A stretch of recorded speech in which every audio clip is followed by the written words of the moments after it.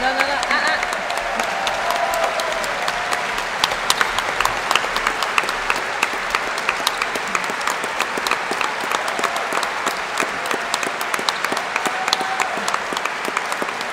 We've got a video.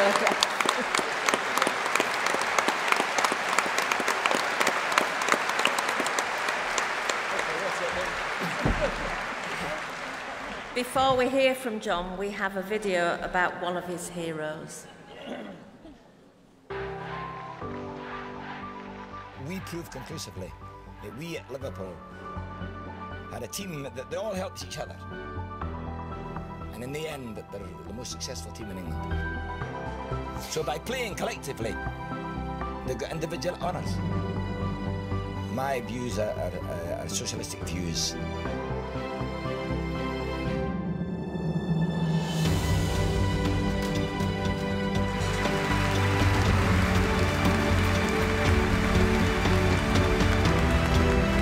Our vision is this: a society based upon a prosperous economy, but where that prosperity is shared by all. What do you call that? I call it socialism.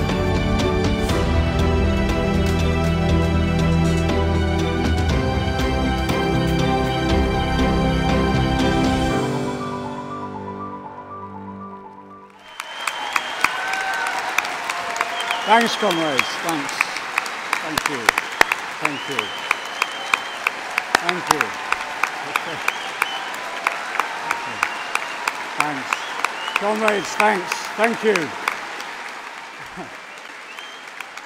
Thank you.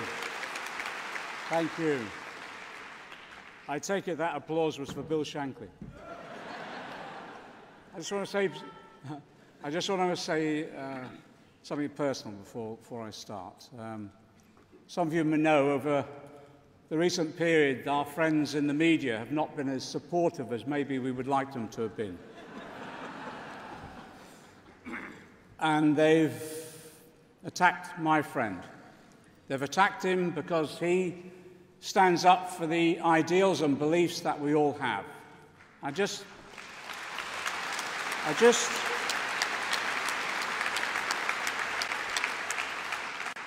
want to say, Jeremy, how proud I am of you for the dignity in which you've withstood that vilification.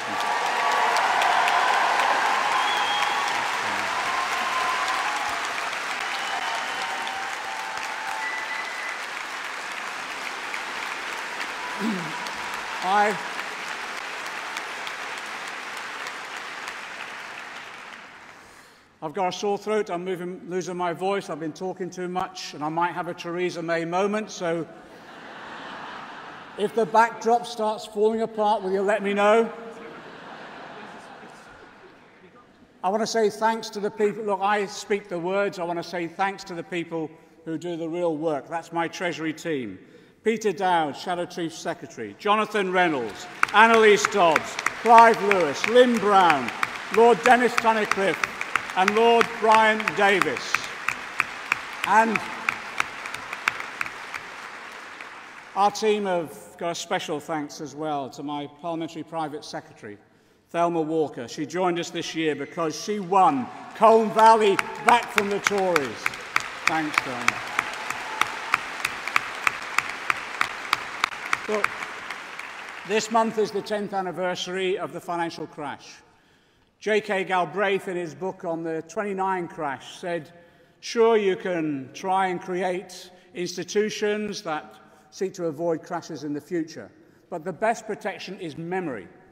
So it's worth remembering the causes of the crash. They were greed, yes, and the deregulation that turned the city into a multi-billion-pound casino. But more importantly, it was caused by the power that a small financial elite exercises over our political system. That power meant the bankers and speculators who caused the crisis wouldn't be the ones who paid for it. It would be our families, working people, our businesses, our young, and especially the most vulnerable in our society. And it's been 8 hard years of austerity and economic failure. In the 6th richest country in the world, it cannot be right that 5,000 of our fellow citizens are sleeping on the streets. It cannot be right. It can't be right. 4 million of our children are living in poverty. 2/3 of them are in households where someone is in work. That tells you that wages are so low, below the levels of 2010. The wages not sufficient to provide a decent standard of life for many of our people. The Tories have created an age of insecurity where people have little, if any, control or power over their lives. So it's no wonder that so many people voted for Brexit. It was an anti-establishment vote. So I believe it's time. It's time. It's time to shift the balance of power in this country. It's time to give people back control over their lives. You know, there's another anniversary this year. It's 100 years ago, in 1918, the Labour Party adopted Clause 4 as part of our party's constitution. Let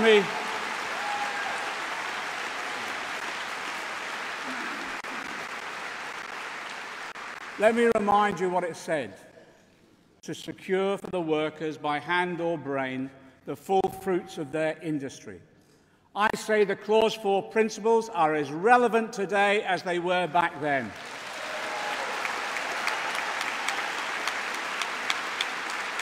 It is fair, democratic, collective solutions to the challenges of our modern economy. You know, the Labour movement has always believed that democracy shouldn't stop when we clock on at the factory gate or in the office lobby or, like my mum, behind the BHS counter. Democracy is at the heart of our socialism, and extending it should always be our goal. Our predecessors fought for democracy in Parliament against the divine right of kings and the aristocracy. They fought for working people to get the franchise. Our sisters fought for women's suffrage in the teeth of ferocious opposition. And our movement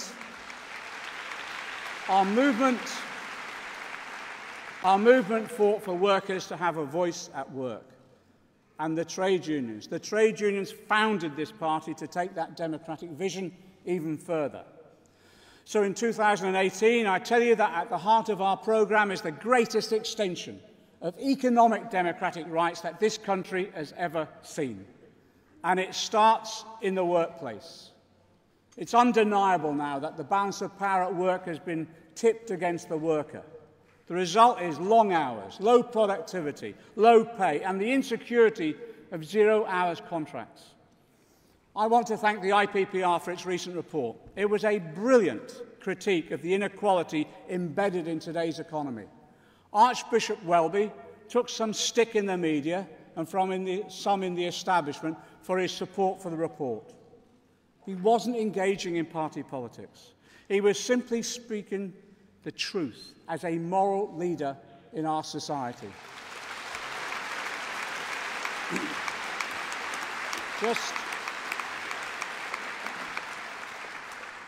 Just a few words of advice for the Archbishop.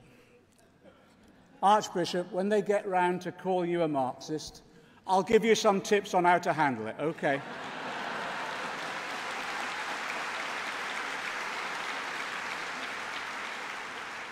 So I want you all to be certain. I want the country to be certain. We will redress the balance of power at work.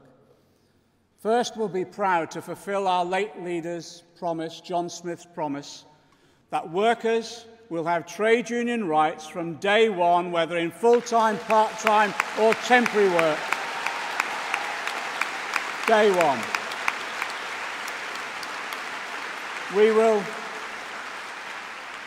We will lift people out of poverty. We'll lift them out of poverty by setting a real living wage of £10 an hour when we go back into government. And wages will be determined by sectoral collective bargaining.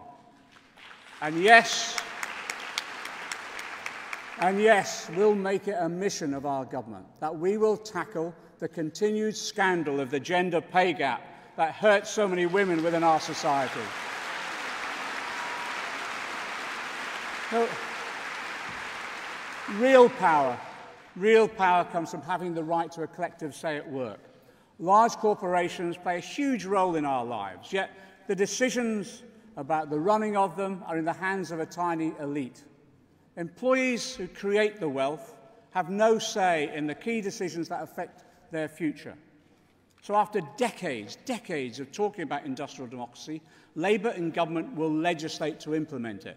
And as Jeremy announced yesterday, a third of the seats on company boards will be allocated to workers so they have democratic rights at work again.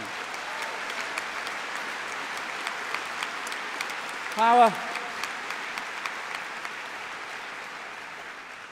also comes from ownership. We believe that workers who create the wealth of a company should share in its ownership, and yes, in the returns that it makes. Employee ownership increases a company's productivity and encourages long-term decision-making. So let me thank the Co-op Party, and in particular Gareth Thomas MP, for his ideas on how we extend common ownership within our society. And some of the ideas we're saying today. I can announce today we will legislate for large companies to transfer shares into an inclusive ownership fund. The shares will be held and managed collectively by the workers.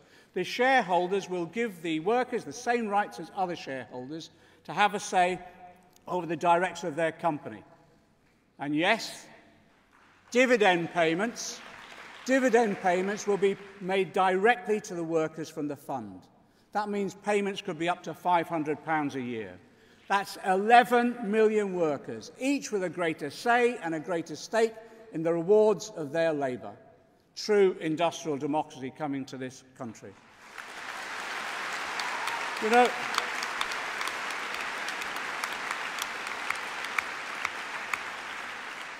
we all know it's not just the employees of a company that create the profit it generates.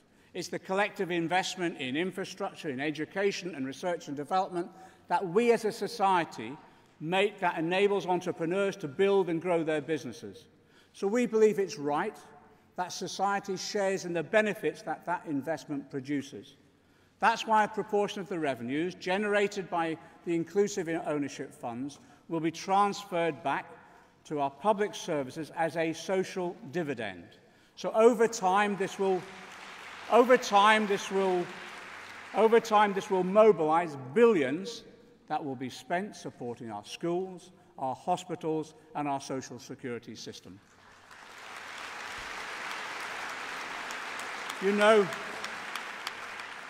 now we're proud.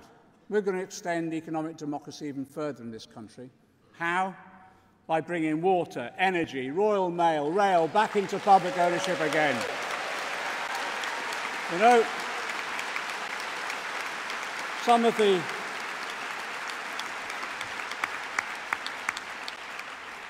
the press said the voters would be horrified. They couldn't have been more wrong.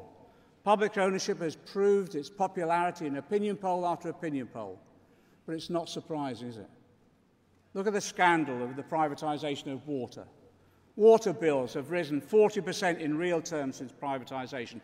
£18 billion has been paid out in dividends. Water companies receive more in tax credits than they actually pay in tax. And each day, enough water to meet the needs of 20 million people is lost due to leakages. With figures like that, we can't afford not to take it back into public ownership.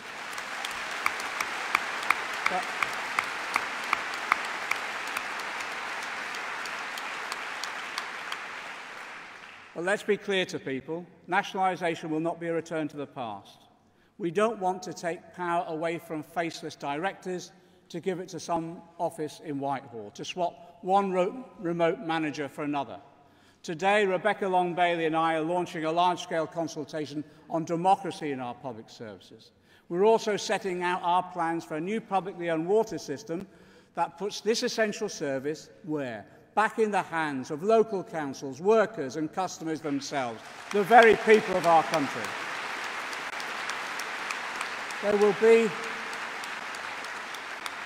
There will be unprecedented openness and transparency in how the industry will be managed in the future. We're ending. Let's be absolutely clear. We're ending the profiteering in dividends, the vast executive salaries and the excessive interest payments that have been made that has sapped this sector. And the surpluses will be reinvested in water infrastructure, in staff, or to use to reduce the bills. And real investment will allow the highest environmental standards as well.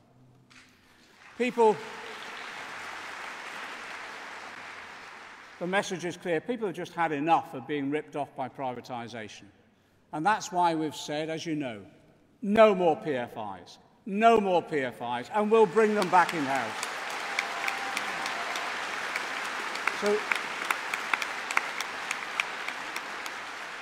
So to drive our public ownership programme absolutely through in government, we'll set up a public and community ownership unit in the Treasury itself. It will bring in the external expertise that we need, of course, but let me make it absolutely clear that the full weight of the Treasury will be used to take on any vested interest that try to thwart the will of the people. We will drive this policy through. Do you know, there's some that said our manifesto was a fantasy or a wish list, attractive but ultimately not deliverable.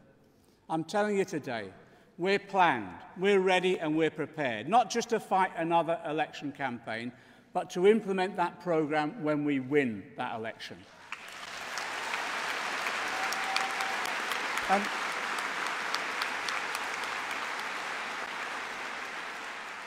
And when we will, we're going to take firm control of investment decisions by government.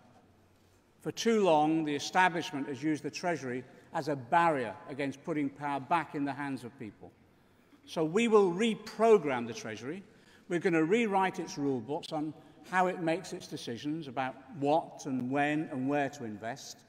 We will end the Treasury bias against investing in the regions and the nations outside of London.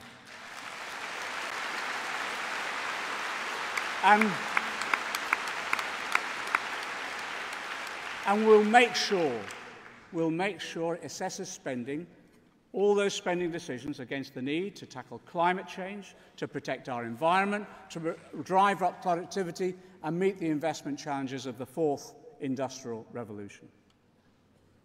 We need now to exert some people power over our tax system as well. Let me just say this. There are millions of businesses out there which deserve our respect and we will always support. They're responsible, ethical entrepreneurs who pay their taxes and support our community. They should know how proud we are of them. But there's a minority who don't live up to those standards. They avoid paying their taxes, yes, on an industrial scale. They're denying our hospitals, our schools and carers the resources that they need. The Tories' record on tackling tax avoidance and money laundering has been a disgrace. So we can't trust the Tories on this, but we shouldn't just wait until we get into government. We should act now. One way is to mobilise shareholder power to demand companies uphold basic tax justice standards. Numerous institutions, yes, from trade unions to churches and pension funds, have large-scale shareholdings in many of the companies that are continuing to avoid their taxes. So today I'm announcing my intention is to bring together these organisations to launch a shareholder campaign. We'll be demanding that companies sign up to the Fair Tax Mark standards, demonstrating transparently that they pay their fair share of taxes. So the warning.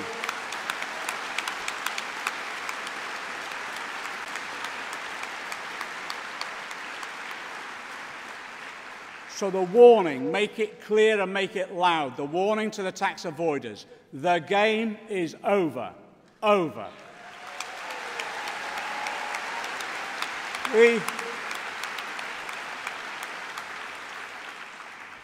Recently, Gordon's got a great sense of humour. I was on a platform with him not a short while ago when it was announced that I was the Shadow Chancellor, and Gordon said, actually, he's always been the Shadow Chancellor.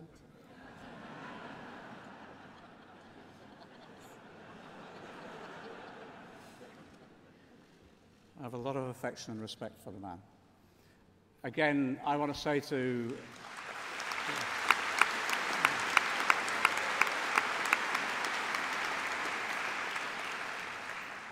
We may not have voted always the same way. I had a lot of respect for him. Recently, Gordon, I think, made a very important statement. He expressed his concern at the current weaknesses in the global relationships to deal with any potential future economic crises. I agree.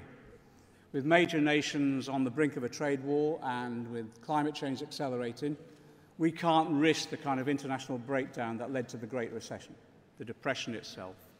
And as at the Bretton Woods Conference in 1944, there's an urgent need now to work out if the current international system can cope with these threats. Over the past few decades, that system has concentrated power in the hands of an international financial elite. Individuals, communities, and even nation-states have been made increasingly powerless. It isn't working for the Western world, where stagnant wages have helped feed the rise of the racist right. And it isn't working, certainly, for the developing world, whose wealth is plundered by multinational corporations or stashed in Western banks. So what we're going to do now, we're taking this matter seriously, as Gordon advised it should be.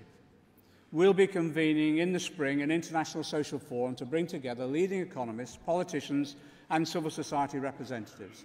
We're going to launch a dialogue on the common risks we face and the actions we need to take. And I'm really pleased to announce that Nobel Prize-winning economist Joseph Stiglitz has agreed to lead this discussion for us. Thank you, Joseph.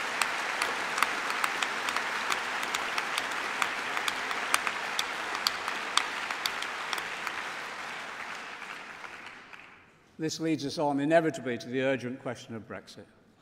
Though I don't have to repeat the criticisms we all have of the Tories' behaviour that have been echoed in all our debates. Their failures are in plain sight. I just say to the Tories, just in the interest of the country, get out of the way and let us get on with securing a way forward.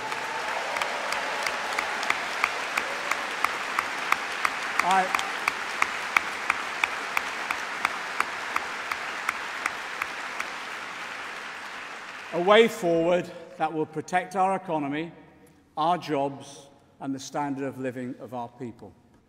If they don't do that, you know what my preference is. I want a general election. I want it soon. And we're keeping all the options open for democratic engagement on the table. But look, I feel so strongly that these Tories should face the people. Face the people for the way in which they've recklessly put our country's future at risk over the last 2 years. More interested in fighting each other than fighting for this country.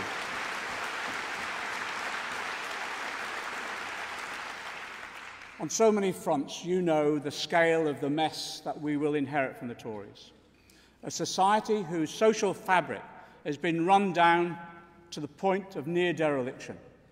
A struggling, mismanaged economy, vulnerable to another crisis. Past Shadow Chancellors have come to conference with warnings about how bad the situation will be that we inherit to lower people's expectations about what can be achieved when we go into government. This Shadow Chancellor is different. I want you to know, the greater the mess we inherit, the more radical we have to be.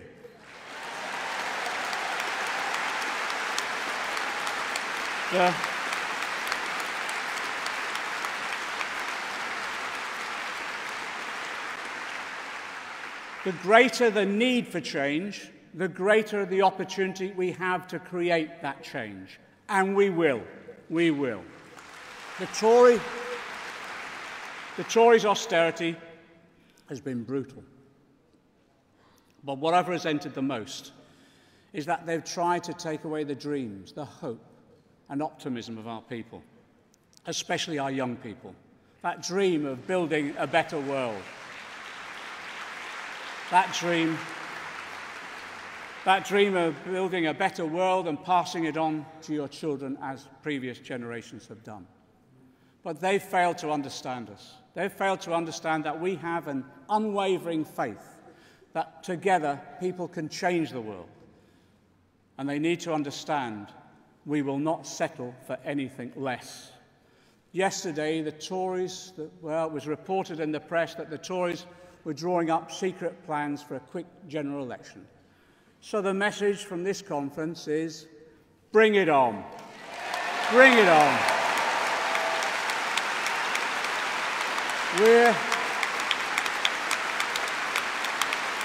We're ready.